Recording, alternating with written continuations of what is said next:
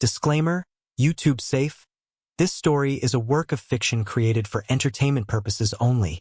Any resemblance to actual persons, living or dead, or real-life events is purely coincidental.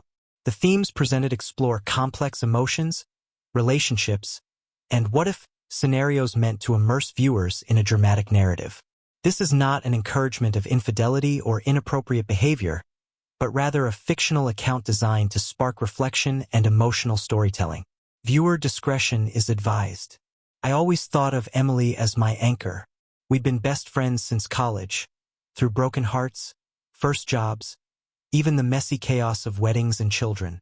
She was the one who seemed to have it all figured out, the one I leaned on whenever my own life felt unsteady. And then there was her husband, Mark. For years, I saw him only through Emily's eyes. The solid, dependable man who loved her, who provided, who always seemed to know how to fix things around the house or lighten the mood with a dry joke. To me, he was simply my best friend's husband, nothing more. When I visited their home, it felt like stepping into a world of order and warmth. Their kitchen always smelled of brewed coffee or whatever Emily had been baking that day. Mark would usually be there in the evenings, still in his work shirt with the sleeves rolled up, leaning against the counter while Emily chattered beside him. I never paid him much attention at first. Why would I? He wasn't part of my story, he was part of hers. But looking back, I realized that the small details started to stick in my memory long before I admitted it. The way he listened when people spoke, really listened with his head tilted slightly, as though every word mattered.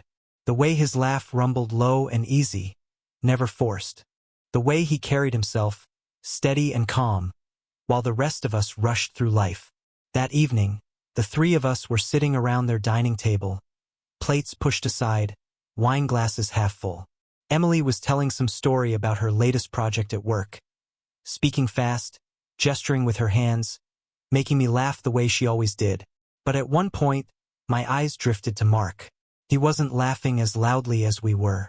He was just watching her, his expression soft, as if he'd heard the story 100 times but still enjoyed the way she told it. Then his eyes shifted to me. For half a second, maybe less, our gazes held. And there was something there. Not inappropriate, not even obvious.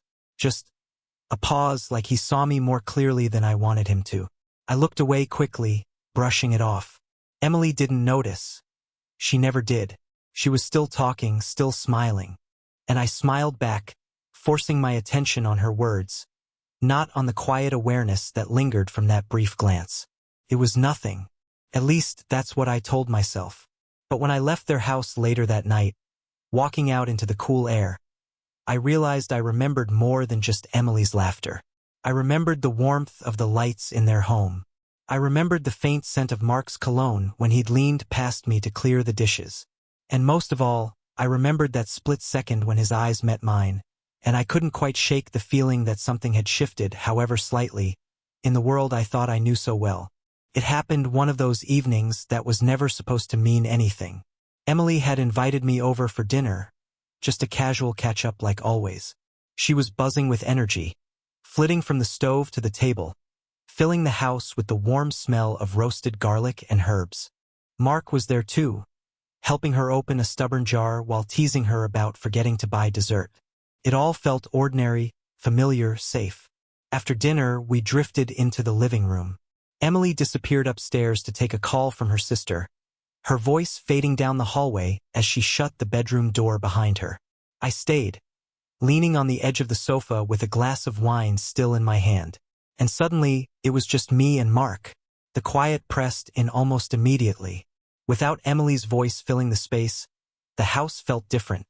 Still warm, but heavier, as if even the walls noticed her absence.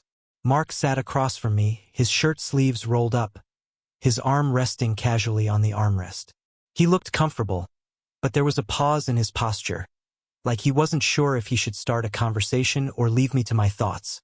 "You've been busy lately," he said finally, his tone gentle, more like an observation than a question. I laughed lightly, filling the silence. "That's one way to put it. Work's been, well, work.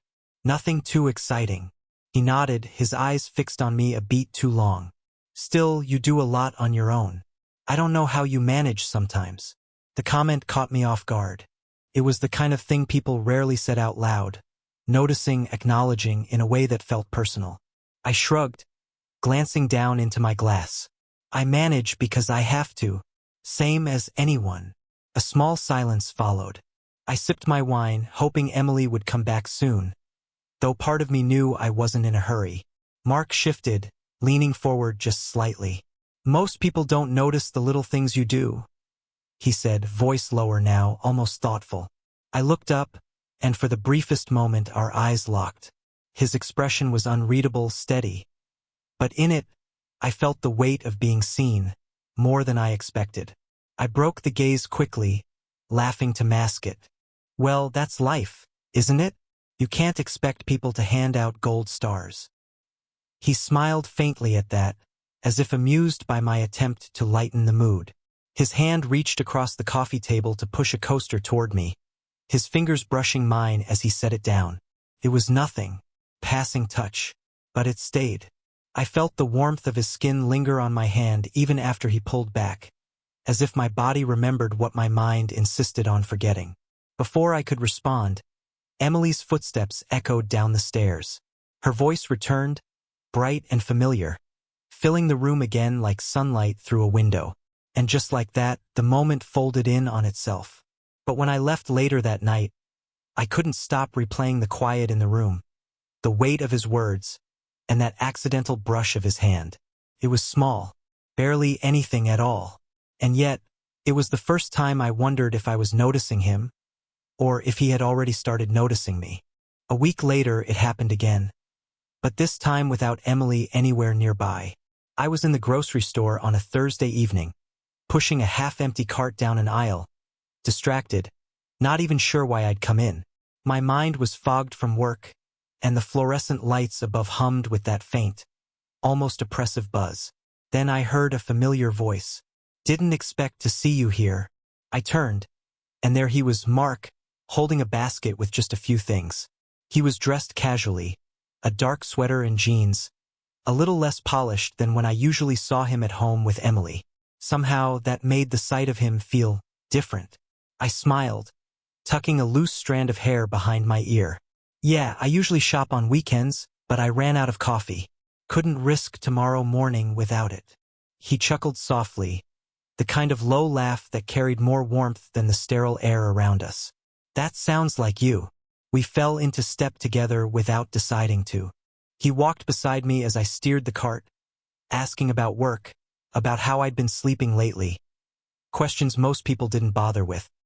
He didn't talk much about himself, but when I mentioned being tired of always coming home to a quiet apartment, his gaze lingered in a way that made me shift under its weight.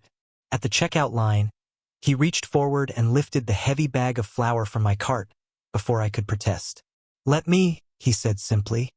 His hand brushed against mine again when he placed it down, and I felt the warmth spark up my arm before I could steady myself.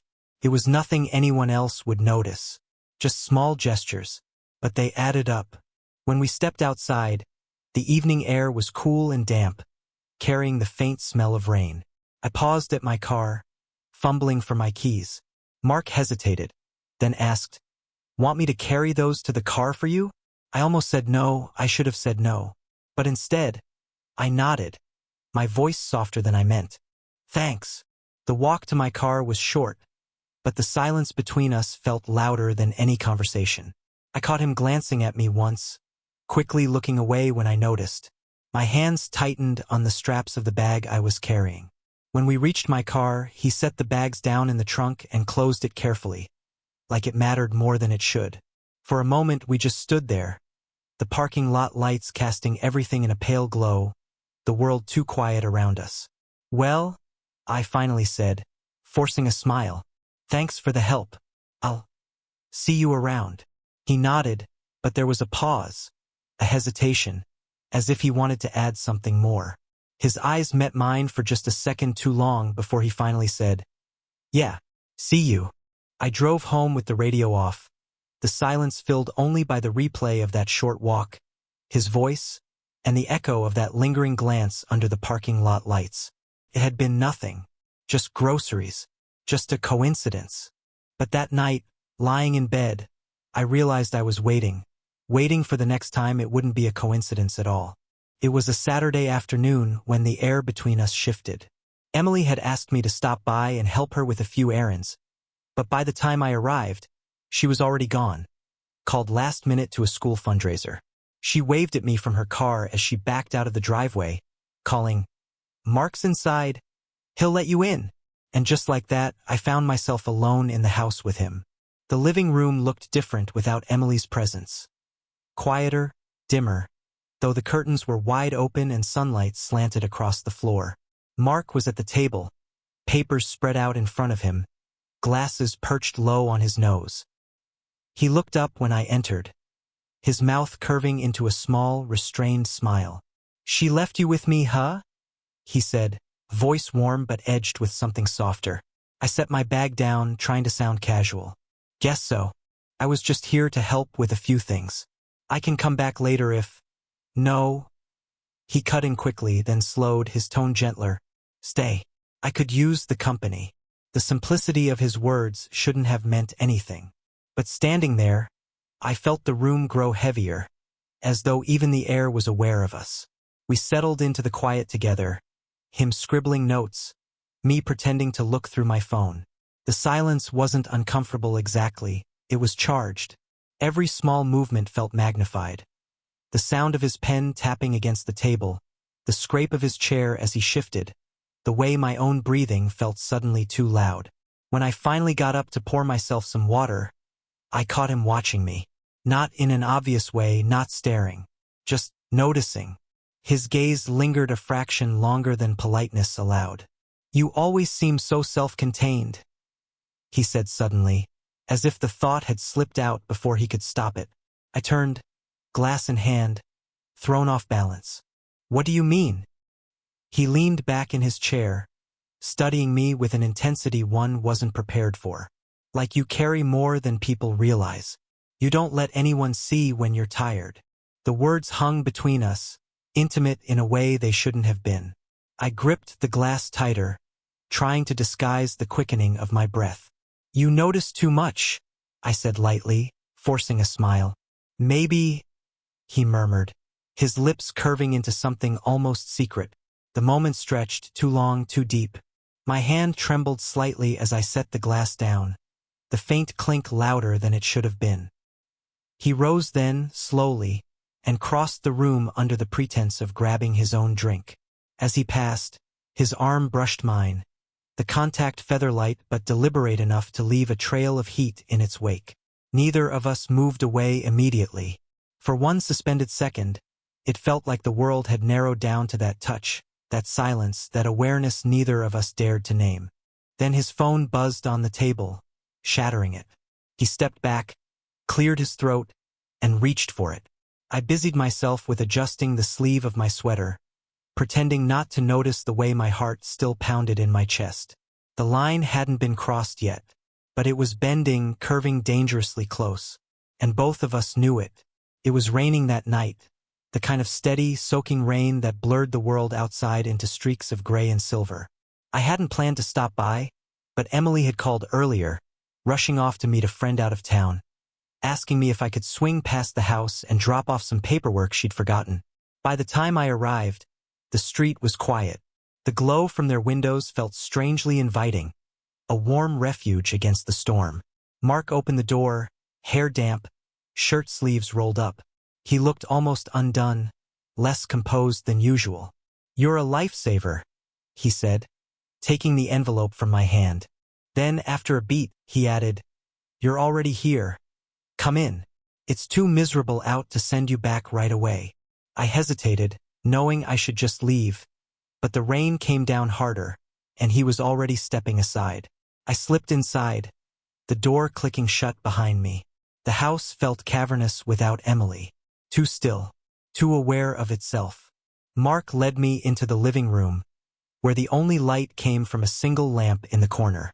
Shadows stretched across the walls, soft and uneven, and the faint crackle of rain against the windows filled the silence. We sat across from each other, the space between us at once too wide and too narrow. He offered me tea, and when he handed me the mug, His fingers brushed mine. It was nothing, accidental surely, yet neither of us pulled back quickly enough. "Thanks," I murmured, eyes fixed on the steam rising between us. He leaned back slowly, studying me. "You're always there when someone needs you. I don't think anyone says that to you enough." I laughed quietly, though it sounded thin, strained. "Maybe because it's not true." "It is," he said, firmer this time. His gaze held mine, steady, searching. "You check on people, even when they don't ask." The words hit harder than I expected. My throat tightened, and I looked away, pretending to study the rain-drenched glass of the window. But the air in the room had changed, pressed closer, heavier. But the silence that followed was louder than anything he could have said. When I stood to leave, he rose too.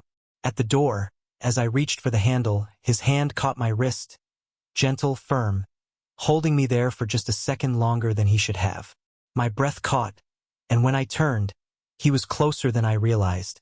His eyes dark, conflicted, unreadable. Neither of us moved. The rain filled the space between our silence.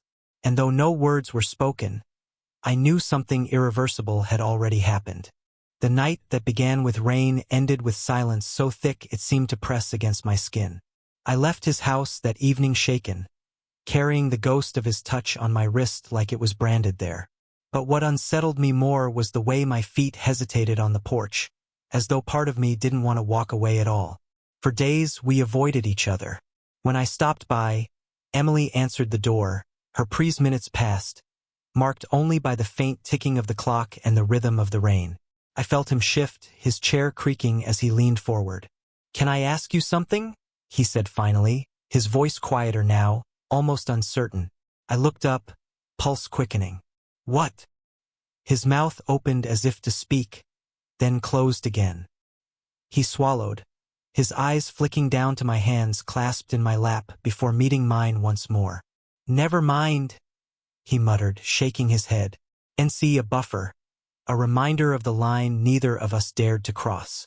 Mark kept his distance, polite but careful, and I matched his restraint. Yet the air between us was no longer neutral. It buzzed, heavy with everything we hadn't said. It wasn't until the following week that fate cornered us again. Emily was working late, and Mark texted, asking if I could help move a heavy box from the garage. The message was practical, harmless, and yet my heart stuttered as I typed back sure. The garage was dim, a single bulb overhead casting a pale circle of light. Dust hung in the air, and the box sat stubbornly in the far corner. Together we bent to lift it, our shoulders brushing as we adjusted our grip. I felt the warmth of his arm against mine, the steadiness of his breath close to my ear. We set the box down, both a little out of breath though the effort hadn't been much. And then we just stayed there. Neither of us stepped back. The silence swelled, broken only by the hum of the bulb and the faint drip of rainwater outside. He cleared his throat, as if to say something, but the words tangled and never came. Instead, his hand shifted, hesitant, searching, until his fingers grazed mine. The contact was so slight it could have been dismissed as accidental, but it wasn't. Not this time. I didn't move away. Couldn't. When I finally lifted my eyes, his gaze was already locked on me. Steady, conflicted, drawn. It was the kind of look that admitted everything without a single word. "You know this is..." he began, voice low, almost breaking. "I know," I whispered, though I didn't step back. The distance between us dissolved in a heartbeat. He didn't rush. He simply leaned closer, pausing long enough for me to breathe in the faint scent of his cologne, for me to feel the hesitation radiating from him. His hand brushed my cheek, tentative, as though waiting for me to flinch. Instead, I leaned into the warmth of his palm. That was the moment the line broke. Not with words, not with declarations, but with the quiet acceptance that neither of us could keep pretending. We didn't speak after. We didn't need to. The silence carried everything. Guilt, relief, hunger, fear. When I left that night, the world outside looked exactly the same. The driveway slick with rain, the air cool and damp. But I knew, with every step I took, that nothing inside me would ever be the same again. The morning after felt heavier than the night itself. Not because of what had happened, not exactly, but because of what it meant. My phone buzzed twice before I could bring myself to look. Both messages were from Emily. "Can you cover a shift for me this afternoon?" And then, "Thanks again for always being there." I stared at the words until they blurred, a knot tightening in my stomach. I had been always there. That was true. But the version of me she trusted, the one she leaned on without question, I wasn't sure he existed anymore. When I finally saw Mark again, it wasn't planned. I walked into the house carrying groceries for Emily, the same as countless times before. She was upstairs on a work call, her voice faint through the walls, and suddenly it was just us again, standing in the kitchen surrounded by the hum of the refrigerator and the rain streaking faintly against the glass. We didn't speak at first. He leaned against the counter, arms crossed, jaw tight. I unpacked the bag slowly, deliberately, as if the act of setting apples into a bowl could disguise the tremor in my hands. Finally, he exhaled. "We can't keep doing this," he said quietly, his tone steady but his eyes restless. "I know." The words came out softer than I intended, but neither of us moved away. The space between us was filled with the memory of the garage, the brush of his hand, the warmth of his palm against my cheek. "I don't regret it," he admitted after a pause, his voice breaking slightly, "but I don't know what it makes us." I turned then, meeting his gaze fully. His eyes were raw, unguarded, stripped of the polished calm he wore around everyone else. "It makes us human," I said, the words slipping out before I could catch them. For a long moment, there was nothing. No words, no movement. Just the quiet recognition that we were standing at the edge of something we couldn't name. Emily's footsteps upstairs broke the silence. She laughed into her phone, a sound that cut through the air like a reminder of everything fragile in that moment. Mark stepped back, his arms dropping to his sides. I finished unpacking the groceries, our secrets settling between us like a weight neither of us could carry alone. When I left the house that evening, the sky had cleared. The storm had passed, but the world felt altered, too sharp, too vivid. The driveway glistened, reflecting the last traces of sunlight, and for a second I caught my reflection in the car window. I hardly recognized the face staring back. Not because it looked different, but because it carried something I hadn't admitted even to myself. I couldn't stop thinking about the way he'd said, "I don't regret it." I couldn't stop replaying the hesitation in his eyes, the way his hand lingered at the door like he wanted to stop me again, just as he had before. And as I walked away, one thought echoed in my mind, louder than guilt, louder than reason. This wasn't the end. Couldn't be. 55.